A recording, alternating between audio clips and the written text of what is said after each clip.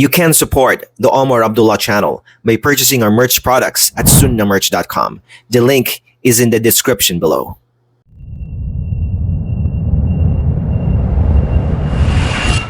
Assalamu alaikum, and welcome to the series called Islamic Vocabulary, where I give a brief explanation of the definitions and meanings of the most common words in Islam. For today's episode, we'll be talking about the meaning of the word Tawheed.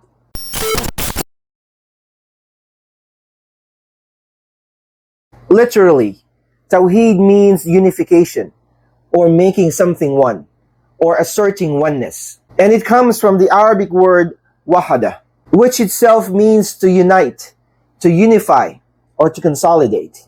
However, when the term Tawheed is used in reference to Allah, it means realizing and maintaining Allah's oneness in all of man's actions, which directly or indirectly relate to Him.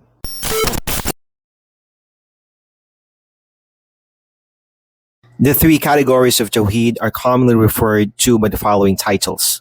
Number 1, Tawheed al-Rububiyyah, or Lordship. Number 2, Tawheed al-Asma wa Sifat, or Names and Attributes.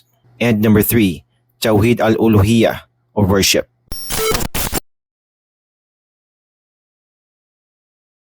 The first of these categories is Tawheed al-Rububiyyah, which is the Tawheed of Allah's Lordship. Its definition is to single out Allah alone with His actions and ownership. This is the Tawheed of Allah's Lordship, to single Him out with actions that are unique and particular to Allah, such as creation, provision, giving life, causing death, and controlling the affairs of the creation. All of these are from the actions of Allah that are specific to Allah. A person must believe that Allah is the Creator and that He creates from nothing as He wills. He is the one who sends down the rain and the one who brings out the crops from the earth, gives life, causes death, and so on. So, Tawheed al-Rububiyyah is to single out Allah with creating, sovereignty, and control. So, there's no creator besides Allah, no owner except Allah, and no controller of affairs except Allah. None establishes these affairs in an absolute, overall, and comprehensive manner except Allah, the Lord of all creation. As Allah said in the Quran, Ala lahul khalqu wal amr, tabarakallahu rabbul alamin. Surely, His is the creation and commandment. Blessed be Allah, the Lord of the worlds. We see in this verse that the creation of everything and the command over everything is restricted to Allah alone. So Tawheed al-Rububiyyah is to single out Allah alone with three matters, with creation, ownership, and control. There is no creator besides Allah. There is no owner besides Allah, and there is no controller of the affairs of the creation besides Allah. Any control asserted by the creation is deficient and not complete or perfect, and it is not independent. Whatever they have is due to Allah granting it. So people can make things and build things, but it is not like the creation of Allah, because Allah brings things into existence from nothing. People and other beings cannot create from nothing. They can only put things together and build with matter that Allah had already created, like the carpenter who carves a door out of a block of wood. These craftsmen do not create from nothing. They have raw materials that Allah created. Likewise, a person may own something, but these types of ownership are restricted and not complete. A human being does not have absolute authority. It is limited and temporary. And you can only do with these possessions what is within your limited capability. Likewise, a human may have control. He controls what he owns. He exerts control over his family or workers. However, his control is limited, incomplete, and deficient, not comprehensive. He does not have a complete capability, power, or freedom to do as he pleases. But as for Allah, then He has complete control and ownership, and He does as He wills.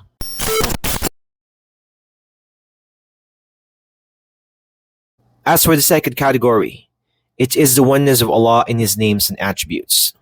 To single Him out with His names and attributes. This is to affirm that which Allah has affirmed in the Quran of His own names and attributes, and that which the Messenger of Allah affirmed for Him upon their apparent meaning, without denying them, distorting them, falsely explaining them away, saying how, or resembling them to the creation. And it is obligatory upon a Muslim to withhold and remain silent about that which Allah and the Messenger withheld from mentioning.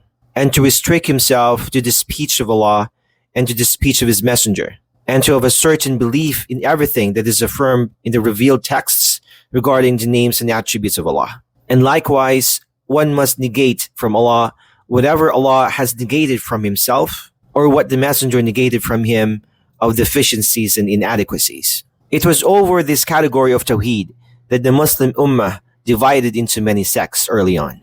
The one sect that remained on the truth was the Ahlus Sunnah wal Jama'ah, the Sahaba, and those who follow them. They affirm for Allah what He affirmed for Himself of names and attributes, whether it be in the Quran or upon the tongue of Allah's Messenger. And this affirmation is without resemblance to the creation. And it is Ahlus Sunnah wal Jama'ah, or the followers of the early Muslim generation, who negate from Allah what He negated from Himself.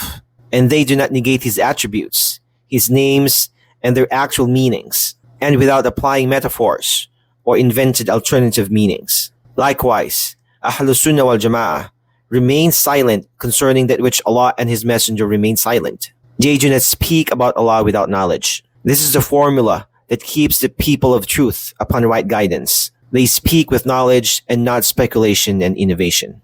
Therefore, Ahlus Sunnah wal Jama'ah affirm for Allah every attribute that He affirmed for Himself, such as Al-Haya, or life, Al-Ilm, knowledge, Al-Qudrah, or ability, As-Sama', hearing, Al-Basar, seeing, Al-Irada, will, Al-Kalam, speech, Al-Izzah, honor, Al-Hikmah, wisdom, Al-Rahmah, mercy, Ad-Dahak, laughter. In Ahlus Sunnah wal Jama'ah, or the followers of the companions and early Muslim generation, affirm for him Al-Wajh, or the face, Al-Yadain, two hands, Al-Nain, two eyes, Al-Qadam, feet, and the rest of the attributes of Allah, the mighty and majestic, without any resemblance to His creation, just as He said, لَيْسَ كَمِثْلِهِ شَيْءٌ وَهُوَ السَّمِيعُ الْبَصِيرُ. There is nothing like unto Him, and He is the all-hearer, the all-seer. So we say that Allah has two hands, but not like our hands. He has two eyes, but not like our eyes. And the same principle applies to the rest of the attributes of Allah, such as istawa, or ascension over the throne. He ascended above the throne in a manner that befits His majesty, and not like the ascending of a human upon a ladder, or a creature such as a bird that ascends over a building, etc. All of these are false analogies, and not permissible with Allah. Just as He stated, لَيْسَ كَمِثْلِهِ شَيْءٌ وَهُوَ السَّمِيعُ الْبَصِيرُ. There is nothing like unto Him, and He is the all-hearer, the all-seer. So Allah hears and sees, but it is not like our hearing and seeing. This was the understanding of the early Muslim generation, the Sahaba, and those who follow them. It is forbidden for us to speak about the self of Allah, His names and attributes from our whims or desires or intellects. Rather, upon the Muslim is to accept what has come in the book and Sunnah without interpreting or distorting the names and attributes of Allah, and without negating what He has affirmed, and without discussing how His attributes are, and without likening them to the creation.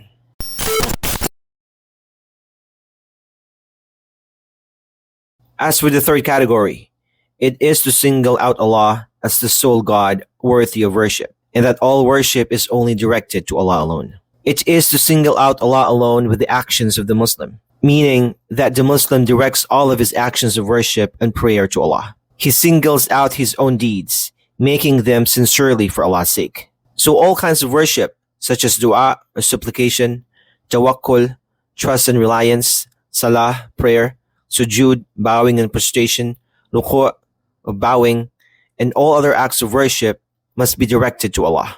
These are some of the actions that the Muslim does for none other than Allah. So it is obligatory that worship, in all of its forms, is done solely for Allah, and that no aspect of it is to be directed to other than Allah. So this is Tawheed al-Uluhiyah, meaning singling out Allah alone with worship. Tawheed al-Uluhiyah is to make Allah the sole God of your worship, the only God that is to be worshipped. As Allah said in the Quran, وَمَا أَرْسَلْنَا مِن قَبْلِكَ مِن رَسُولٍ إِلَّا نُوحِي إِلَيْهِ أَنَّهُ لَا إِلَهَ إِلَّا أَنَا فَاعْبُدُونَ. And we did not send any messenger before you, O Muhammad, except that we inspired him to say, none has the right to be worshipped except me, Allah, so worship me alone. We should also know that every act of worship has two conditions that must be fulfilled for them to be accepted by Allah. First, that it is done purely and sincerely for Allah alone. And second, that the act of worship is performed just as the Messenger of Allah performed it, without any deviation from his example. So worship therefore has two conditions: sincerity in the worship of Allah alone, and the following the example of the Messenger of Allah. This Tawheed of worship was the purpose behind the sending of the messengers. Whoever believed in them and obeyed them will enter paradise, and whoever disbelieved them will enter the hellfire forever.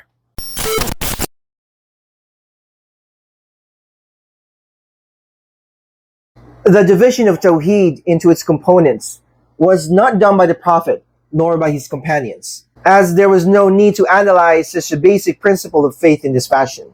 However, the foundations of the components are all implied in the verses of the Quran and in the explanatory statements of the Prophet and his companions.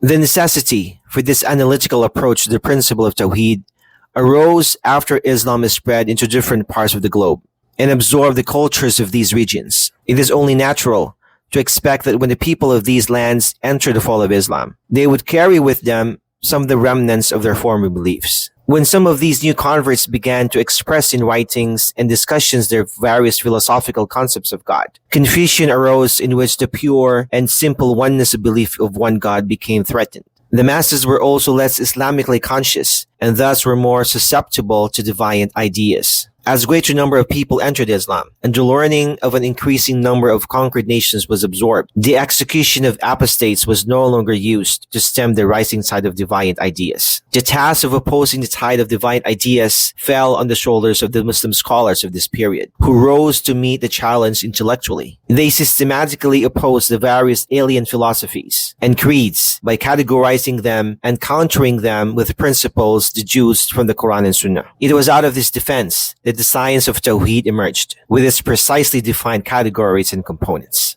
Hey, if you want to increase your vocabulary about the common words used in Islam, check out this playlist here.